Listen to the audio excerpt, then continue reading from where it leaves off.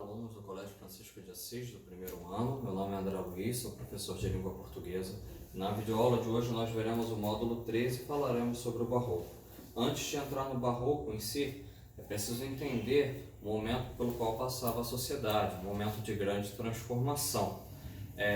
O Renascimento trouxe muitas ideias novas para a sociedade, inclusive a ideia de pensar as coisas e colocar o homem mais no centro, ou seja, o Renascimento introduziu o pensamento racional na sociedade da época. Então o homem passou a raciocinar mais, a razão ficou no centro e eles deixaram de acreditar tanto em questões mais práticas, em questões tão religiosas. Qual é a consequência disso? A consequência é que alguns princípios, alguns preceitos da Igreja Católica começaram a ser questionados. Lembrando, a Igreja Católica vendia indulgências, a venda de indulgências que ocorria, o pecado, ele era absolvido segundo o pagamento de uma quantia em dinheiro, uma quantia, um valor, quantia de algum valor, não necessariamente dinheiro. Então, essas ideias, como a racionalidade humana ela superou, ela começou a ser posta mais em evidência, as pessoas começaram a questionar também algumas questões, alguns procedimentos da Igreja Católica.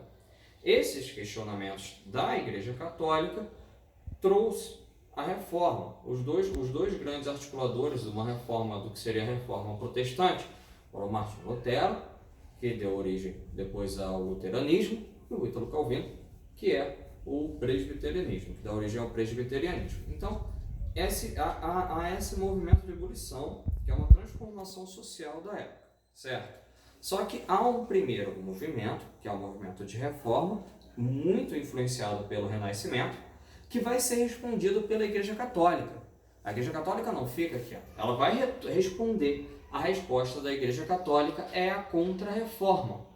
A Contra-Reforma da Igreja é uma resposta ao movimento de reforma. Então, quando você introduz a Contra-Reforma, quando você pensa na Contra-Reforma, a consequência dela ou a inspiração dela na literatura é o Barroco. Se o Barroco é uma expressão da Contra-Reforma católica, significa dizer que o Barroco é um movimento extremamente voltado para a religião. Além disso, a racionalidade que a gente viu, na verdade, no Renascimento, agora não existe mais. Agora há um predomínio da emoção. São as características que nós vamos ver aqui. Então, aqui no primeiro slide, tem um contexto histórico falando aqui, já nos estados católicos, sobretudo na Península Ibérica, desenvolveu-se um movimento chamado Contra-Reforma, que foi o que eu acabei de falar para vocês, que procurou reprimir todas as tentativas de manifestações culturais ou religiosas contrárias às determinações da Igreja Católica. Então, é desse movimento de Contra-Reforma que surge o Barroco, principalmente a expressão barroca. Aqui, ao antropocentrismo renascentista, valorização do homem, opôs-se o teocentrismo, Deus como sempre, centro de tudo, inspirado nas tradições medievais. Ou seja, o homem deixa de estar no centro, naquelas representações que a gente vê principalmente na escultura de Davi de Michelangelo.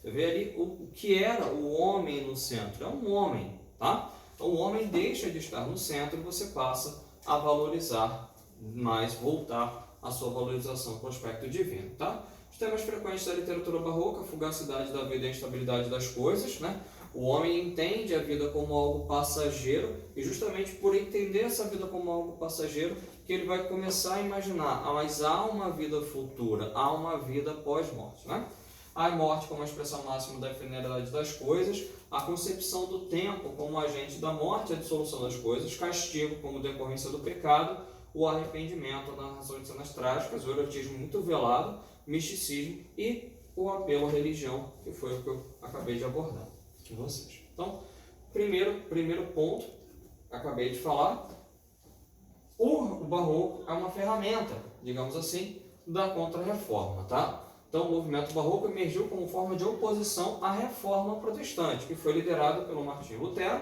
em meados do século XVI. Falei também do Ítalo Calvino aqui. Tá? Então, a ideia era preservar os ideais teocentristas e colocavam Deus no centro. A ideia do barroco é essa. Tá? A dualidade. Então, olha só, vamos lá. Como é que funciona essa dualidade barroca? O que acontece? Você tem um pensamento racional que é trazido pelo Renascimento. Beleza. Vem a Igreja Católica com a sua mão pesada, que na época ela tinha muito poder. A gente ainda não tinha, por exemplo, estados laicos, né? Os estados eram estados católicos. Então você tem a Igreja Católica com um poder enorme, ela vai e esmaga ou sobrepõe esse, pelo menos principalmente nos países da Península Ibérica, a ideia, Portugal e Espanha, as ideias da reforma, sobrepõe. Pronto, esmagou. Só que esse homem, ele já conheceu o que veio antes, ele já conheceu Leonardo da Vinci, ele já conheceu os ideais que eram pregados pela razão, ele já conheceu o que a razão humana podia fazer. Então ele fica dividido.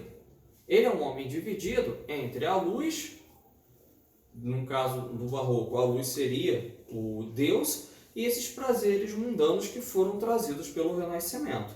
Ele vai ficar dividido entre a carne, o mundo, e o espírito, o plano superior, tá bom? Então, essa dualidade existe dentro do homem do barroco, entendeu?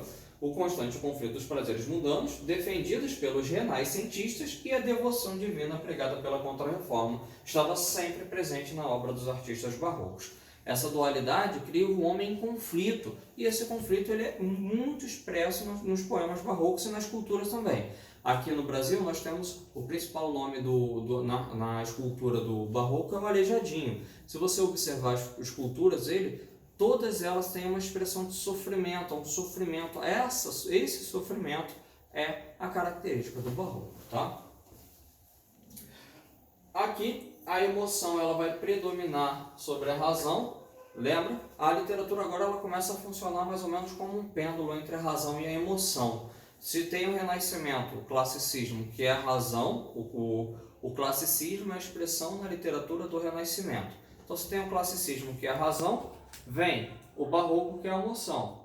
Depois do barroco, vem o arcadismo, que é a razão. Depois do arcadismo, vem o romantismo, que é a emoção. Aí, depois do romantismo, vem o realismo, que é a razão. Aí, depois tem o simbolismo, que é a emoção. Depois tem o parnasianismo, que é a razão. Depois tem o modernismo e acaba tudo, né? O modernismo não tem mais essa divisão entre razão e emoção. Mas, a partir desse momento, a literatura ela fica funcionando como um pêndulo entre a razão e a emoção. Se o Renascimento, que foi representado pelo classicismo na literatura, é racional, o barroco vai ser emoção. Então a emoção vai predominar, tá?